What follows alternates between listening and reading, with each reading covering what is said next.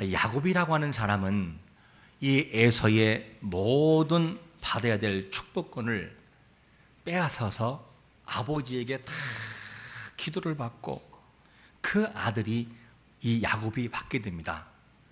그리고 난 다음에 이것을 알았던 이 에서는 동생을 미워하지요.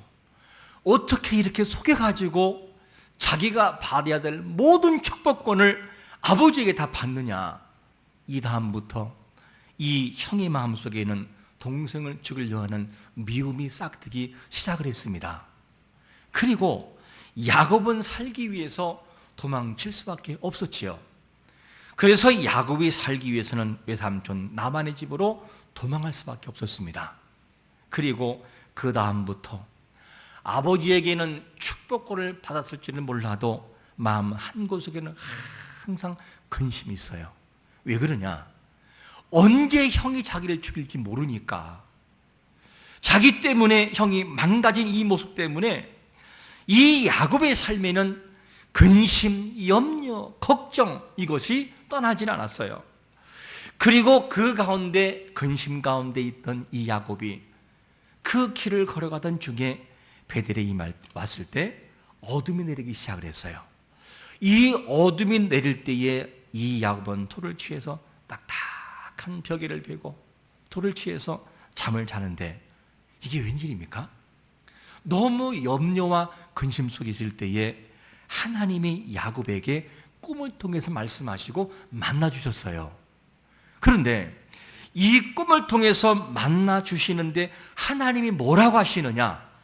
창세기 28장 15절에 보니까 이렇게 말씀합니다. 시작. 내가 너와 함께 있어 내가 어디로 가든지 너를 지키며 너를 이끌어 이 땅으로 돌아오게 할지라. 내가 내게 허락한 것을 다 이루기까지 너를 떠나지 아니하리라 하신지라.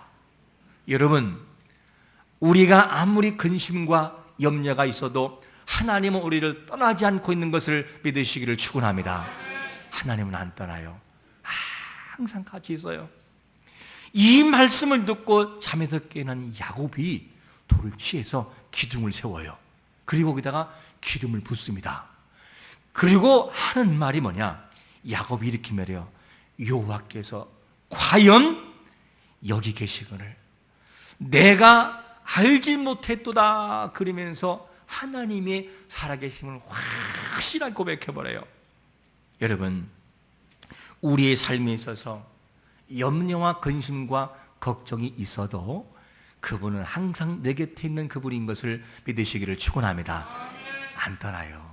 내 마음이 떠난 것처럼 보일 뿐이지 그분은 안 떠납니다. 이것이 하나님의 은혜인 것이죠. 그렇게 이 말씀을 바라볼 때 인생의 정말 사고가 바뀌고 변혁, 완전한 새로운 창조가 되는 이 역사는 어디서부터 오느냐? 이 땅에서부터 오는 것이 아니라 하늘에서부터 그분의 음성을 들려주고 그분 나를 만나 주실 때 가능한 것을 믿으시기를 축원합니다. 이 나라와 민족 그리고 개인의 모든 평안, 이 나라의 모든 불안과 모든 것들의 진정한 평강은 사람으로부터 오는 것이 아니라 위에서부터 그분으로부터 내려오는 것을 100% 믿으시기를 축원합니다. 이 나라와 민족 어려웠잖아요. 6.25라고 하는 큰 고통, 36년이라고 하는 일체 압박, 모든 것들은 사람이 한 것처럼 보여도 하나님이 하셨어요. 저는 설교를 쭉 준비하면서 6.25가 어떻게 시작되는지 한번 내용을 보면서 어떻게 치림했는지 과정을 쭉 바라보면서 완전한 낙동강까지 밀렸던 이 대한민국이 하나님의 은혜를 통해서 허리 중심부를 통해 하나님 이 공격하잖아요. 메가다를 통해서 참 역사잖아요. 여러분, 사람이 하는 것이 아니라 하나님이 하심을 믿으시기를 축원합니다. 그분이 하시는 거죠. 이와 마찬가지로 우리가 항상 하나님의 은혜를 기억하면 된다고 기억하는데 사람의 방법을 통해 뭔가를 풀어가려고 하면 안 될 것처럼 보여져요. 그러나 모든 문제 해결점은 수평적인 관계 여기에 있는 것이 아니라 수직적인 그분으로부터 내려오는 걸 우리가 알아야 됩니다. 꼭 이걸 알아야 돼요. 그래서 우리 인생은 하늘나라의 시민이라는 이 신분을 가지고 있지만 우리에게는 반드시 두 가지를 같이 하나님이 두었어요. 그래야 우리가 하나님을 찾으니까. 그 두 가지가 뭐냐? 전도서 7장 14절에 보니까 이렇게 말씀합니다. 시작. 형통한 날에는 기뻐하고 곤고한 날에는 되돌아보아라. 이 두 가지를 하나님이 병행하게 하사 사람이 그의 장래 일을 능히 헤아려 알지 못하게 하셨느니라. 여러분, 사람에게는 두 가지가 있거든요. 그게 뭐냐? 형통이라고 하는 한 수레바퀴가 굴러가요. 그런가 하면 또 한쪽에는 무엇이요? 고난과 아픔들이 함께 굴러가요. 그래서 사람은 어떤 때는 이렇게 변해요. 너무 형통하니까 이제는 됐다. 그러면 이상하게 뭐가 오느냐? 고난이라는 바퀴가 돌아가요. 그러면 울면서 하나님 어떻게 해요? 그리고 항상 또 울면서 고통하면 하나님이 또 뭐냐? 형통의 수레바퀴를 굴려요. 그래서 야, 이거 알다가도 모르겠네. 그러면서 하나님이 우리에게 뭘 깨닫게 하느냐?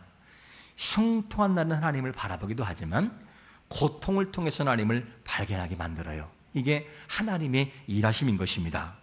그러면 여러분, 우리가 살아가는 가운데에 곤고한 날과 아픔들이 있을 때 좌절하지 말고 그 속에서 나와 함께 하시고 은혜를 보여주시는 하나님을 찾고 만나기를 축원합니다. 우리는 오늘 본문 이 사도행전 2장 이전의 1장에서 어떤 일이 벌어지느냐? 1장의 내용을 살펴보게 되면 이렇게 진행이 되죠. 예수님의 제자들은 예수님께서 부활한 것을 보고 너무 기뻤어요. 부활한 걸 보고 기뻤습니다. 그런데 부활하시고 난 다음에 예수님이 승천하셨어요? 안 하셨어요? 승천하시죠. 하늘로 올라가시는 것을 바라보고 춤추며 기뻐했습니까? 근심이 임했습니까? 근심이 맞죠. 왜냐? 예수님의 제자들은 그동안 예수님을 통해서 기적을 봤어요. 그리고 사단의 권세가 물리치고 떨어지는 걸 보았어요. 그리고 더 나아가서는 죽은 자를 살리는 것도 보았고 너무나 배고픈 현장 속에 있을 때에 하나님의 오병이의 기적을 통하여 보기도 하고 체험도 했어요. 그러니까 예수님과 함께 있기만 하면 안 되는 것도 되고 불가능도 가능하게 되는 것을 그들은 알았어요. 그런데 그분이 죽었다가 사신 것까지는 좋았는데 가신다는 거예요. 그분이 어디로? 하늘로 승천해서 보좌에 계시고 예수님 대신에 성령을 보내주시겠다는 거예요. 이러니 마음속에 얼마나 근심이 생기겠어요. 그런데 이 예수님께서 내 대신에 성령을 보내주시는 건 좋은데 제자들이 성령을 인격적으로 알고 있습니까? 없습니까? 없다는 것이 문제예요. 그러니까 인격적으로 성령님을 모르고 그분의 능력과 체험을 모르니까 뭐 예수님만큼 좋겠는가 그러면서 마음에 근심과 침체가 임하게 됩니다. 이게 1장까지예요. 이런 가운데 있었습니다. 그래서 그들은 예수님이 가신 이후에 뭐가 되느냐? 오순절을 기다리고 있는 그들에게는 침체된 가운데 있는 것이 그들의 그림이었습니다. 마치 이런 거겠죠. 어린 시절 여러분 혹시 시골 교회에서 있을 때 여러분 성경학교를 할 때 앞에다 뭐를 메고 북을 치죠? 뭐를 치죠? 북을 쳐요. 이 많은 북을 치면서 꽝꽝 쳐요. 검정 고무신 신고 머리는 그 뭡니까 이렇게 병에 걸려가 다 깎고 그리고 소리를 지르고 성리학교 한다 그러면서 막 아이들이 몰려가면 그 소식을 듣고 교회가 미어지죠. 그렇게 해요. 그리고 더 기쁜 것이 뭐냐? 서울에서 예쁜 선생님들이 내려오는 거예요. 시골에서 얼굴이 까마득하게 탄 선생님이 이야기하다가 그렇게 얼굴도 하얗고 예쁜 선생님 내려오면 왜 그렇게 예뻐 보이는지 천사 같잖아요. 우리 선생님은 아줌마 버전 검정 고무신 신었던 아줌마 선생님인데 일로 바라보니 선생님을 바라보는 순간 완전히 마음이 변해버려요. 그 선생님이 나와가 율동을 하면 율동의 내용이 중요한 게 아니에요. 선생님이 모션이 중요하지. 여기 푹 빠져가지고 율동하고 인형극하고 성경 공부하면 그 시간은 너무 행복해요. 그러다가 하루가 지나고 이틀 지나고 3일 지나고 4일 지나면 헤어질 시간이 와요. 그럴 때 여러분 마음이 어땠나요? 우리 경험해봤잖아요. 그 좋았던 선생님이 헤어지는 마음이 얼마나 쓸쓸하고 공허하고 허전한지. 그러니까 마치 예수님의 제자들의 모습을 보면 그와 같이요. 3년 동안 예수님과 함께 지냈고 어렵고 힘들었지만 그분과 함께 걸어가면 모든 것은 해결이었어요. 그분이 하늘을 올라가신다는 사실은 그들에게는 충격이었습니다. 그리고 오순절을 기다리고 있는 거예요. 이것이 1장에서의 근심과 걱정과 염려 속에 있던 제자들의 모습이었습니다. 그런데 이들이 이런 마음을 가지고 오순절을 기다리면서 한 곳에 다 모여 있는데, 그런데 그곳에서 감사와 감격과 충만을 경험하게 돼요. 그리고 이들이 충만하게 되는데 그 충만이 어디로부터 시작되냐, 이것이 굉장히 중요합니다. 어디로부터 시작될까? 오늘 본문 보면 사도행전 2장 2절에 보니까 이렇게 소개합니다. 시작. 호련히 하늘로부터 급하고 강한 바람 같은 소리가 있어 그들이 앉은 온 집에 가득하며, 성령의 충만한 모습을 보는데 이들이 침체됐던 마음들이 확 사라져버려요. 마치 시들었던 꽃이 비가 맞는 순간 다시 한번 회복되듯이 그렇게 회복되는 현장을 보여줍니다. 이들이 침체된 마음에서 충만한 모습으로 완전히 바뀌어져 버려요. 그런데 이렇게 된 증거가, 즉 원동력이 어디 있다고 성경은 소개하느냐? 하늘로부터 내려온 은혜라는 거예요. 하늘로부터. 여러분, 우리의 진정한 변화와 변혁은 수평적인 관계가 아니라 하늘로부터 내려오는 수직적인 관계를 통해서 이루어지는 것을 믿으시기를 축원합니다. 그래서 아무리 부족한 인생도 하나님이 주시는 능력을 받으면 인생은 회복이 돼요. 안 되는 인생도 하나님이 잡으시면 완전히 바뀌는 걸 믿으시기를 축원합니다. 그게 하늘로부터 내려오는 수직적인 은혜인 것이죠. 이들은 이 은혜를 받았기 때문에 침체에서 완전한 충만으로 바뀌었던 것입니다. 이게 그렇게 중요한 것이죠. 하늘로부터 내려주는 강력한 그 역사의 현장이 어떻게 우리에게 소개해주고 있냐면, 사도행전 2장 3절에 보니까 이렇게 소개합니다. 시작. 마치 불의 혀처럼 갈라지는 것들이 그들에게 보여 각 사람 위에 하나씩 임하여 있더니, 성령의 임재하심이 그냥 두리뭉실하게 임하는 것이 아니라 각각에 다 머리 임하는 거예요. 여러분, 교회라고 하는 믿음의 공동체에 나오는 것도 중요하지만 그분의 역사하심과 성령의 역사를 경험하는 것은 더 중요한 것을 믿으시기를 축원합니다. 여러분 모두에게 성령의 역사가 머리에 임하시기를 축원합니다. 그분이 하시면 역사가 벌어진다니까요. 왜 이들에게만 은혜가 임하고 우리에게는 경험이 없나요? 그분이 하시면 된다니까요. 이것이 바로 뭐냐? 그 가운데 임했던 성령의 역사였습니다. 그래서 성령 하나님을 인격적으로 만나야 돼요. 이들이 인격적으로 만나지 못하고 성령을 만나지 못할 때는 침체되어 있어요. 하지만 성령의 강력한 역사가 그들의 마음을 두드릴 때는요, 완전히 바뀌어버려요. 충만한 모습으로. 이것이 뭐냐? 그들의 모습이었습니다. 아무리 강팍하잖아요. 아무리 강팍해도 하나님이 만지시면 한순간에 바뀌는 것을 믿으시기를 축원합니다. 그게 하나님의 기적이에요. 이 은혜가 우리 앞에 필요한데, 그러면 성령의 이 역사하심과 성령의 인격적인 만남을 통해서 사람들이 어떻게 변할까? 그 현장을 사도행전 2장 4절에서는 이렇게 소개합니다. 시작. 그들이 다 성령의 충만함을 받고 성령이 말하게 하심을 따라 다른 언어들로 말하기를 시작하니라. 성령이 그들의 머리에 임할 때 그들의 변화가 찾아온 것이 뭐냐면, 모인 사람이 다 뭐하느냐? 배움이 없는 이 사람들이 다른 언어로 말하는 거예요. 다른 언어. 그러면 이들이 정말 똑똑한 사람도 아니거든요. 갈릴 사람들이란 말이죠. 그런데 이들에게 다른 언어를 말하는데 이 다른 언어를 듣는 사람들, 즉 천하 각국에서 모여있는 사람들이 자기 언어로 말을 하는데 이 정도에 놀라버려요. 어떻게 놀라느냐?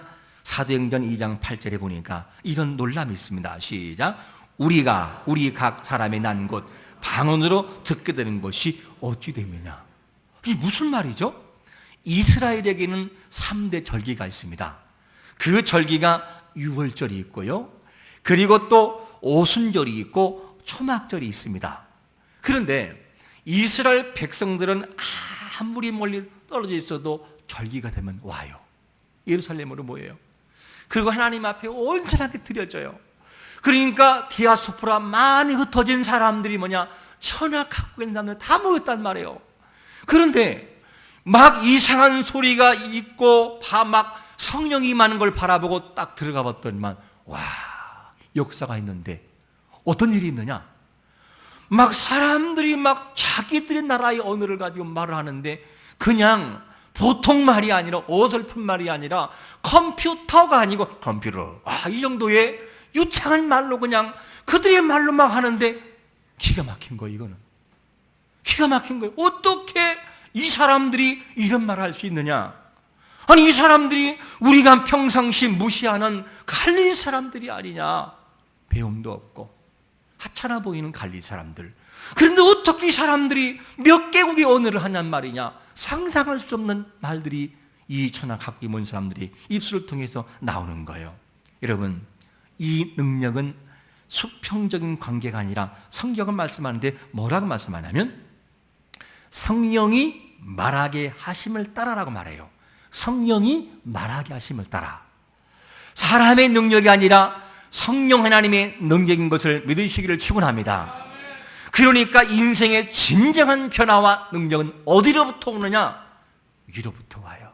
하나님으로부터 나와요.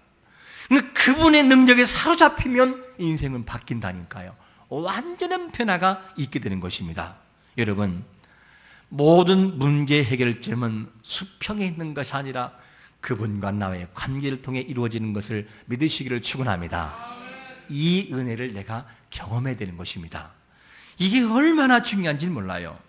그러니까 이 사람들이 하늘로부터 오는 능력을 받고 난 다음에는 침체의 분위기가 완전한 충만한 분위기로 바뀌어버려요.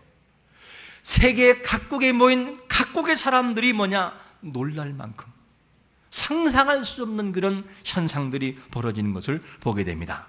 여러분, 이 나라와 민족 진정한 안정은 영점 사격을 잘하냐가 문제가 아니라 이 총을 가지고 싸우는 잘 훈련만이 아니라 진정한 평강은 하나님의 나라와 민족을 지켜줄 때 가능한 것을 믿으시기를 축원합니다. 그 기초가 먼저 돼야 나라가 안정이 임하는 것입니다. 아무리 내가 총검술을 잘해도 그 마음속에 싸우고자 하는 능력이 없다면 안 되는 거예요. 저는 조교를 하면서 총검술도 시범조교, 대한민국에서 최고 자세를 잘 나온다는 사람의 친구를 받으면서도 훈련시켜본 사람이고, 북계군 36개 창격전, 그들은 36개 동작인데 그것도 시범을 보인 사람이에요. 그런데 중요한 것이 뭔지 아십니까? 기본적으로 마음의 출발이 안 되면 자세도 안 나오고 안 되는 거예요. 여러분, 우리 마음의 기본적인 마음의 신앙의 자세가 될 때 모든 건 되는 거예요. 아무리 모든 걸 갖춰도 기본적인 마음과 신앙이 안 되면 다른 부분은 무너진다니까요. 그래서 성령이 임하고 그분이 하시면 어떻게 표현하느냐? 사사기 7장 이하를 보면 누가 나오느냐? 기돈이라는 사람이 나와요. 그런데 이 기돈이라고 하는 사람은 사실은 성격적으로 굉장히 소심한 사람이에요. 미디안이라고 하는 그런 막강한 군대와 싸워서 이길 수 없는 그런 사람이라니까요. 그런데 이 기돈이 어떻게 되느냐? 하나님의 능력을 진짜 목도하고 그분의 일하심을 본 다음에는 어떻게 바뀐 줄 아십니까? 이렇게 바뀌어져요. 사사기 7장 15절 읽겠습니다. 시작. 기드온이 그 꿈과 해몽한 말을 듣고 경배하며 이스라엘 진영으로 돌아와 이르라. 여호와께서 미디안과 그 모든 진영을 너희 손에 넘겨주셨느니라 하고. 여러분, 하나님의 일하심을 아는 자는, 하나님의 살아계심을 경험하는 자는 소심한 성격에서 담대함으로 바뀌는 것도 믿으시기를 축원합니다. 이렇게 바뀌어져요. 그리고 그 모든 싸움에서 승리하는 것을 볼 수가 있습니다. 아무리 약한 사람이라 할지라도 바뀌고, 아무리 약한 이스라엘이라 할지라도 강대국으로 바뀐다니까요. 이게 뭐냐? 하나님을 통해서 바뀌어지는 기초의 역사가 되는 것입니다. 이게 너무나 중요하죠. 그래서 사도행전 1장과 2장과 사도행전 전체를 쫙 이어서 말씀드리면 이렇게 흘러가요. 1장에서는 침체 분위기가 흘러가요. 왜? 그분이 승천하셨으니까. 그때 예수님 말씀, 얘들아 기다려라. 몇 날이 못되어 성령이 임할 것이다. 하지만 성령이 임한다고 말하지만 인격적인 그 성령을 만나지 못하니까 역시 침체돼 버려요. 그리고 성령이 임한 다음에, 그 불같은 성령이 임한 다음에 사람들은 완전히 변화와 변혁이 이루어집니다. 그리고 이 사람들은 성령에 충만하여 계속하면서 뭐냐? 나라와 땅까지 이르러 증인이 되고요. 자기 것을 자기 것으로 하지 않고 함께 나누면서 복음을 쓰여지게 되고, 그리고 베드로의 강력한 설교가 유대인들을 강타해버려요. 회개하는 자가 임하게 되고 사람들이 몰려들게 돼요. 이 역사가 뭐냐? 사도행전 2장부터 시작되는 역사인 걸 보게 됩니다. 어떻게 임할 때? 수평적인 은혜가 아니라 하늘로부터 주시는 성령의 은혜가 임할 때, 이 기초가 이루어질 때 수평적인 자동적으로 이루어진 것을 볼 수가 있습니다. 여러분, 수평적인 관계를 무시하는 것이 아니라 우선순위가 뭔지를 강조하고 있는 것입니다. 수직적인 관계가 무너지면 수평적인 관계가 아무리 좋아도 효력을 발생할 수 없어요. 여러분, 하나님과 나와의 관계가 뜨겁게 회복되시기를 예수 그리스도의 이름으로 축원합니다. 이렇게 될 때 역사가 이루어지는 것입니다. 그러므로 우리 개인의 진정한 변화는 어디부터 출발되느냐? 위로부터 임하게 돼요. 그리고 우리의 모든 충만한 삶은 위로부터 출발되고, 이 나라와 민족의 진정한 안보는 어디부터 출발되느냐? 그분의 능력으로부터 출발된다는 사실입니다. 이것이 안 되면 모든 것은 안 되는 것이죠. 왜 하나님의 은혜로부터 출발되는 것이 그렇게 중요하냐? 그 증거가 있어요. 이 사무엘상 17장 이하를 보면 어떤 일이 벌어지느냐? 블레셋과의 이스라엘과의 전투가 이제는 딱 터지기 일보 직전에 있습니다. 그런데 이스라엘이 완전히 사기가 떨어져서 전투를 못하고 있어요. 이유가 뭐냐? 블레셋이라고 하는 이 나라의 이 장수 골리앗이 나와가지고 이스라엘을 완전히 그냥 마음을 완전히 까랑게 만들었어요. 그런데 신기한 것은 뭐냐면, 사람들이 아무도 못 나가고 나가지 못하고 있을 때, 이때에 한 사람만큼은 강력한 힘을 발휘합니다. 그게 누구냐? 누구 했었죠? 다윗이란 사람이 나가게 돼요. 다윗의 마음속에는 뭐가 있었느냐? 바로 여호와의 강력한 신앙이 있으니까 다윗은 나가요. 그런데 여러분 보세요. 이스라엘에 그렇게 훈련된 군사가 골리앗이 무서워서 나가지 못하는데, 왕으로부터 시작하여 모든 군사가 그 다윗 한 사람 때문에 완전히 사기가 떨어지고 나가질 못하고 있어요. 그런데 이때에 다윗이라는 사람 뭐라고 말하냐면, 자기가 한번 나가보겠다고. 그리고 사울 왕 앞에 가서 자기가 나갔다 그러니까 사울 왕이 너무나 한심스럽기도 하지요. 뭐 형은 말할 수 없고, 그러니까 너무 안 됐으니까, 야 다윗아, 네가 그냥 가면 안 되니까 이 갑옷을 입고 가라. 그랬더니 갑옷을 입어보니까 이게 어떻게 돼요?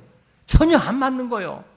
그래가지고 갑옷을 딱 집어 던져버리고 오직 물맷돌 이걸 가지고 나갑니다. 그런데 상대는 누구냐?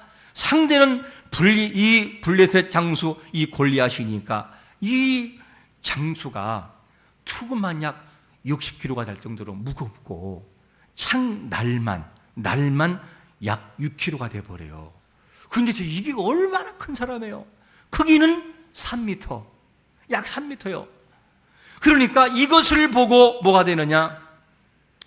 다윗과 골리앗과는 사실은 싸움에서 상대가 될 수 없습니다.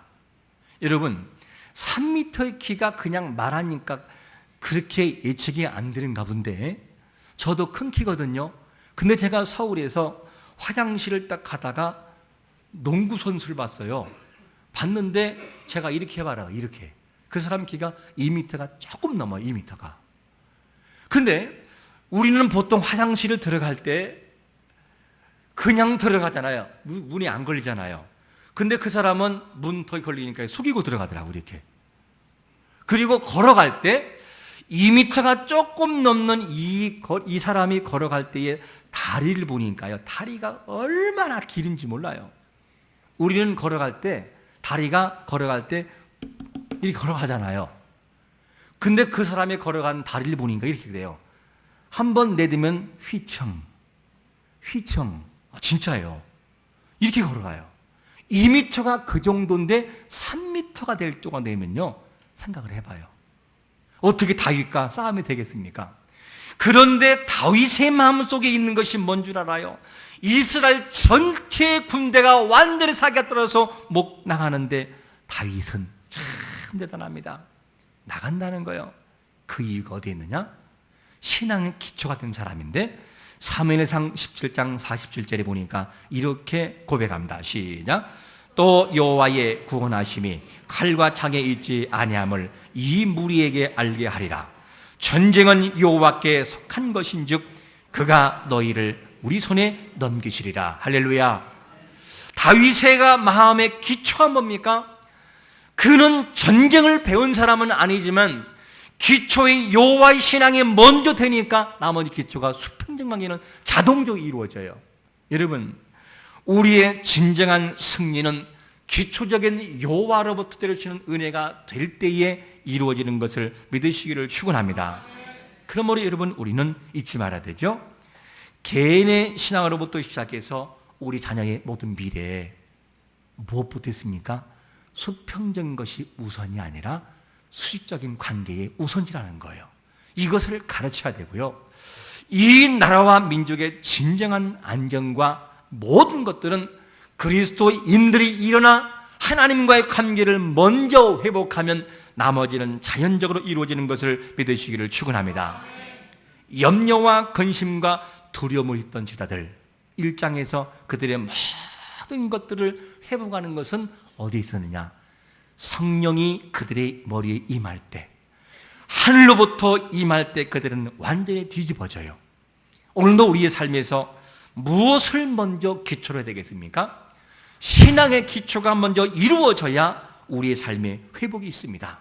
이 수직적인 모든 관계가 이루어지므로 진정한 회복이 넘치는 온 성도가 되시기를 예수 그리스도의 이름으로 축원합니다. 아멘.